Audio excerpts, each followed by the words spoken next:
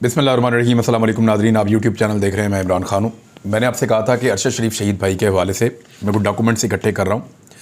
जो डॉक्यूमेंट्स पाकिस्तान में आए हैं उनमें एक 3 सफ़ों की रिपोर्ट है और ये उनकी पोस्टमार्टम की रिपोर्ट है। ये रिपोर्ट कीनिया में बनाई गई थी और कीनिया के डॉक्टर्स ने इसको बनाया था।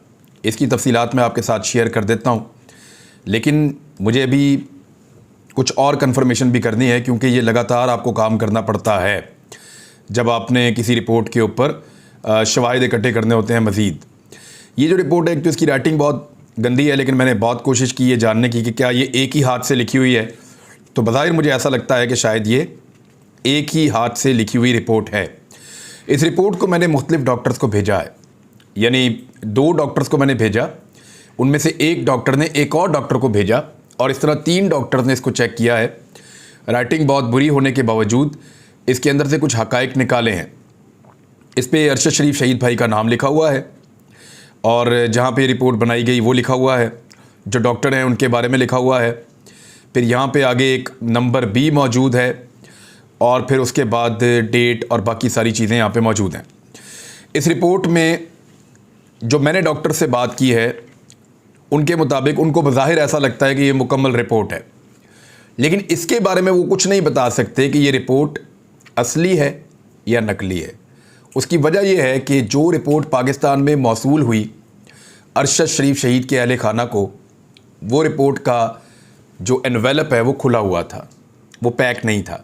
फिर जिन लोगों ने कीनिया से, नैरोबी से वो रिपोर्ट साथ भिजवाई थी, मैंने उनसे रब्ता किया तो उन्होंने कहा, उनमें से एक शख्स ने मुझे कहा कि मैंने उस वक्त ये मशवरा दिया था कि एक बंदा एम्बेसी का साथ भेजा जाए, सफारत खाने का, जो बंदा ये रिपोर्ट मैनुअली जाके बाय हैंड फैमिली के हवाले करे और ये इसी तरह जिस तरह मोहर लगी हुई है, ये सील्ड जो है वो पेपर जाके उनकी फैमिली को मिल जाए।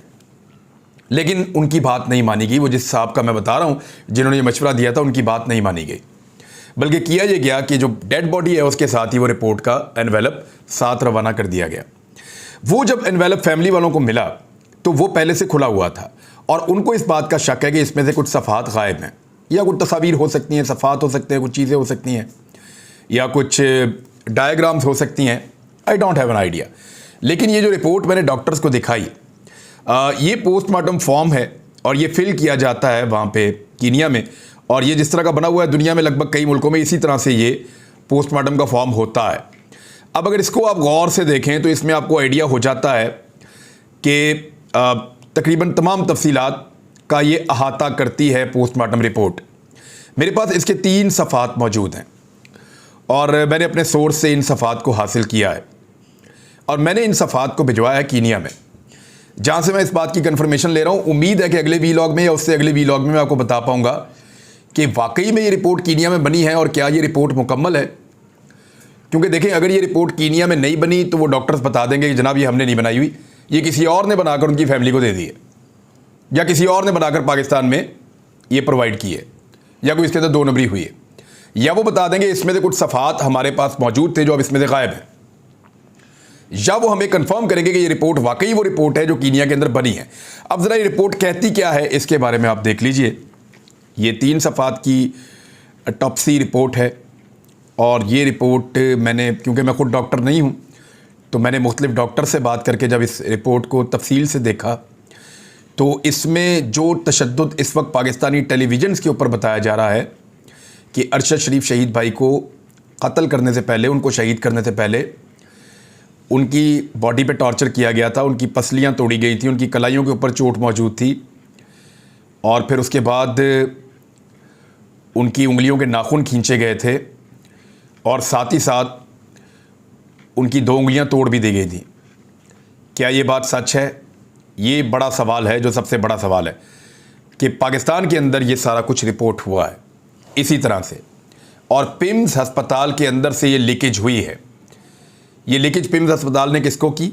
मेरी जो इब्तदाई इंफॉर्मेशन थी वो ये थी कि एक हुकूमती शख्सियत ने ये मवाद किसी के कहने पर एक टीवी चैनल के मालिक को दिया और उसके बाद फिर ये मुख्तलिफ़ जगहों पर पहुंचा। फिर एक टीवी चैनल ने इसको ऑन एयर कर दिया और बाकी लोगों ने भी इसके बारे में सोशल मीडिया के ऊपर डालना शुरू कर दिया। तो इस तरीके से इसको वायरल किया गया था। इसके पीछे क्या एजेंडा है, ये तो बड़ी शफाफ तहकीकात हो तो पता चलेगा। लेकिन जो डॉक्टर से मैंने बात की, उन्होंने ये बताया कि इस रिपोर्ट के अंदर किसी भी जगह पे वो तशद्दुद नहीं लिखा गया जो तशद्दुद पाकिस्तान के टीवी चैनल्स और सोशल मीडिया पे बताया जा रहा है। यानी इसमें नहीं लिखा हुआ कि नाखूनों के साथ क्या हुआ, उंगलियां तोड़ी गई, पसलियां तोड़ी गई, नहीं। इसमें बॉडी ऑर्गन्स का जिक्र है और मुख्तलिफ जो बॉडी पार्ट्स हैं उनके बारे में बताया गया है। इसमें बहुत सारी रिपोर्टें मज़ीद जो है उसके बारे में बताया गया है। उनकी हाइट के बारे में एक कॉलम है, बाकी चीज़ों के बारे में है, एज के बारे में है कि एज तकरीबन कितनी है और जेंडर क्या है, फिर उसके बाद उनके नर्व्स की क्या कंडीशन थी, फेफड़ों की क्या कंडीशन थी।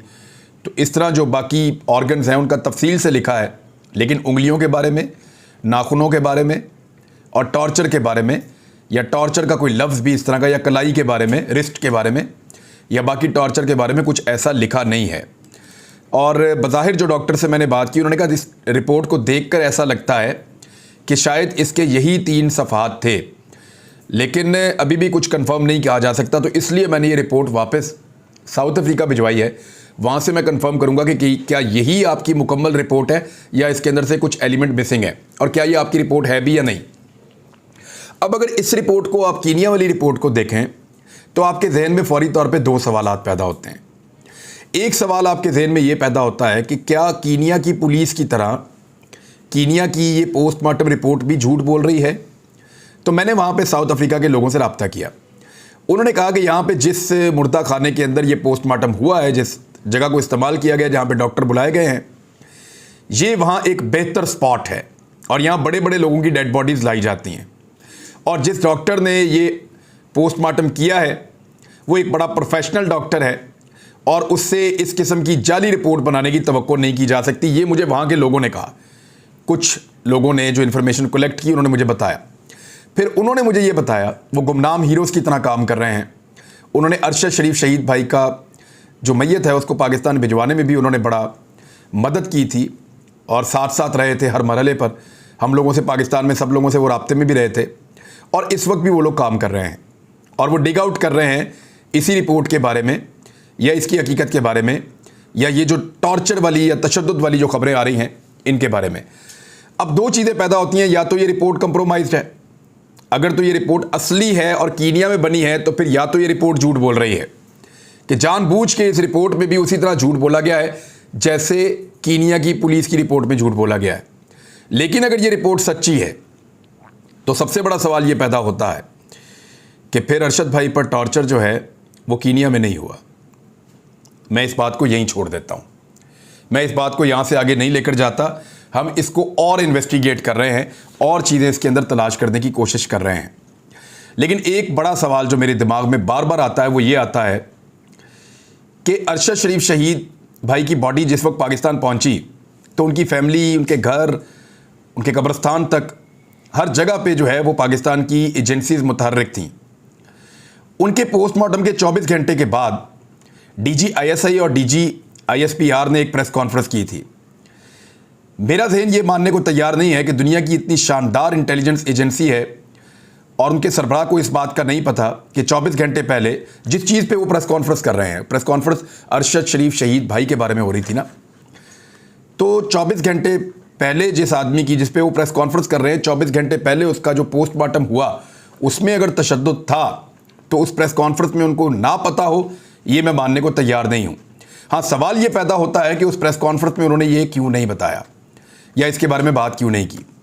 पाकिस्तान को बतौर रियासत, क्योंकि हम एक एटमी मुल्क हैं, एक ताकतवर मुल्क हैं, 22 करोड़ अवाम का मुल्क हैं, बतौर रियासत पाकिस्तान को कीनिया के सामने डट जाना चाहिए था और कीनियन सफ़ीर को बुलाकर पूछना चाहिए था कि भाई तुम लोग तो झूठ बोल रहे हो कि मिस्टेकन आइडेंटिटी का मामला है, गलती से मार दिया गया इस शख्स को, तुम लोग झूठ बोल रहे हो, तुम लोग गलत बोल रहे हो, तुम्हारे पास सही हकायक तुम हमें नहीं दे रहे।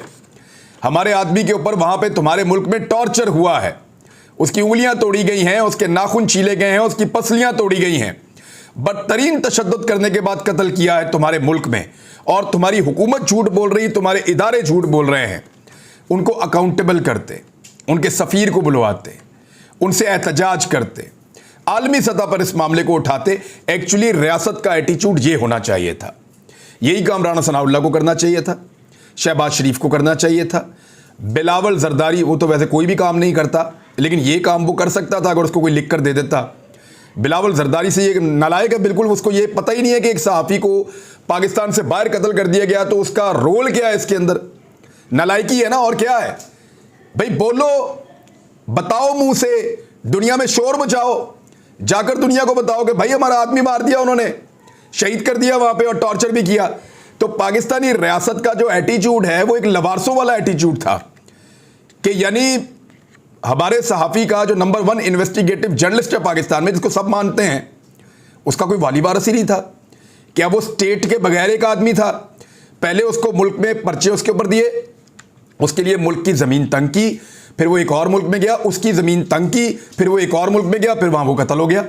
और अब उसके कत्ल के ऊपर ये पता लग जाने के बावजूद 15 दिन के बाद अब तक नहीं बोल रहे कि भाई इस बंदे पे टॉर्चर हुआ है, इसके ऊपर बड़ा खौफनाक तशद्दुद हुआ है शहादत से पहले।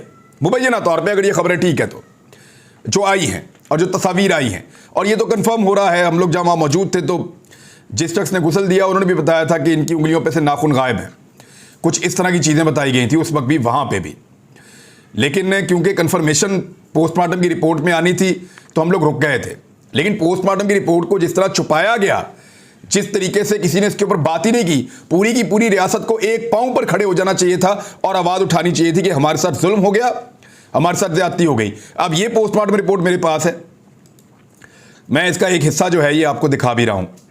पूरी पोस्टमार्टम रिपोर्ट मैं इसलिए नहीं दिखा रहा कि अभी मैं इसके बारे में कुछ और इन्फॉर्मेशन इकट्ठी कर रहा हूँ। मेरे पास ये चंद सफ़ात पर मुश्तमिल पोस्टमार्टम रिपोर्ट है और इसकी तफसीलात जो है मज़ीद मैं आपके सामने आने वाले दिन मंजराम पे लाऊंगा। मैंने आपसे वादा किया था, मैंने कहा था कि अरशद भाई का मेरे ऊपर बहुत बड़ा एहसान है और मैं पीछे तक आऊँगा। मैं जानने की कोशिश करूँगा कि कैसे उनको कत्ल किया गया, इस कत्ल के पीछे कौन है। पाकिस्तान में जो जो उनका मुल्ज़िम है मुझे उसका पता है, जिसने पाकिस्तान में उनकी ज़िंदगी को अजीरन बनाया उनका मुझे पता है, क्योंकि मेरे साथ भी वही लोग कर रहे थे तंग, साबिर भाई के साथ भी वही कर रहे थे, समी इब्राहिम भाई के साथ भी वही कर रहे थे। तो हमें पता है कि पाकिस्तान में किसने ये सारा कुछ किया है। लेकिन पाकिस्तान से बाहर क्या हुआ इसको भी हम डिग आउट करते रहेंगे, हक़ाइक़ सामने लाते रहेंगे। हम यही कर सकते हैं, ना हम अदालत हैं, ना हम कोई कानून नाफिज करने वाला इदारा है, ना हम कोई बहुत बड़ी इन्वेस्टिगेशन करने वाली एजेंसी हैं, लेकिन अपने तौर पे अपनी सहाफ़त के ज़रिए से जो हक़ाइक़ हम हासिल कर सके वो हम हासिल करके आपके सामने पेश करते रहेंगे। अब आ जाए कि 100 के करीब प्रोग्राम करवाए थे जब शहबाज शरीफ के बारे में एक छोटा सा स्टेटमेंट आया था शहबाज शरीफ के बारे में बरतानवी अदालत का कि ठीक है भाई इसके ऊपर डेली मेल को जवाब देना चाहिए। यानी 13 एतराज़ात जो शहबाज शरीफ ने उठाए, डेली मेल इसका जवाब दे। 100 के करीब प्रोग्राम पाकिस्तान के मीडिया में करवा दिए थे और बरतानिया से सहाफ़ियों के वीज़े लगवा के खर्चे पे पाकिस्तान भिजवा दिया था कि जाओ जाकर पाकिस्तान के टॉक शोज़ के अंदर बैठो। और वो यहाँ पर आके कहते थे कि सादिक और अमीन डिक्लेयर, शहबाज शरीफ सादिक और अमीन डिक्लेयर, शहबाज शरीफ इंटरनेशनल सादिक और अमीन डिक्लेयर, सिर्फ इस बात के ऊपर कि डेली मेल जवाब दे। अब डेली मेल को जवाब दिए हुए 10 महीने हो गए हैं, 10 महीने से उन्होंने जवाब दिया हुआ है और शहबाज शरीफ आगे आगे भाग रहे हैं, डेली मेल पीछे पीछे भाग रहा है। और गुज़िश्ता दिन दोबारा फैसला आया उसी अदालत का और उसमें शहबाज शरीफ का स्टे उन्होंने उड़ा कर रख दिया। उन्होंने कहा जी वज़ीर आज़म होगा तो होगा, ये अदालत है, यहाँ पे वज़ीर आज़म और आम आदमी एक जैसे हैं।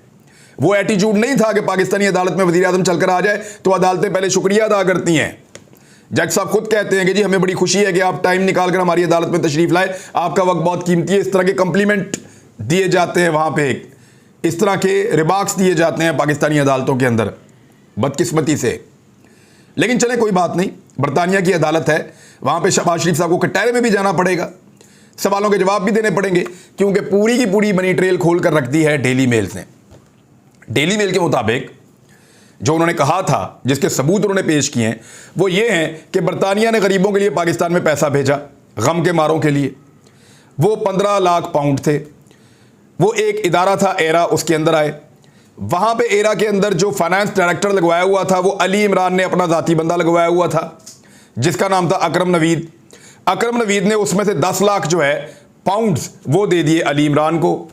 अली इमरान ने ये 10 लाख पाउंड जो है वो घुमा फिरा के भिजवा दिए बर्मिंघम में, और वहां से वो शरीफ खानदान के अकाउंटों में चले गए पैसे। ये है जी सारी कहानी। यानी जो गरीबों को पैसा मिला इमदाद के लिए, उसको ये खानदान डिकार गया। अब जवाब तो देना पड़ेगा।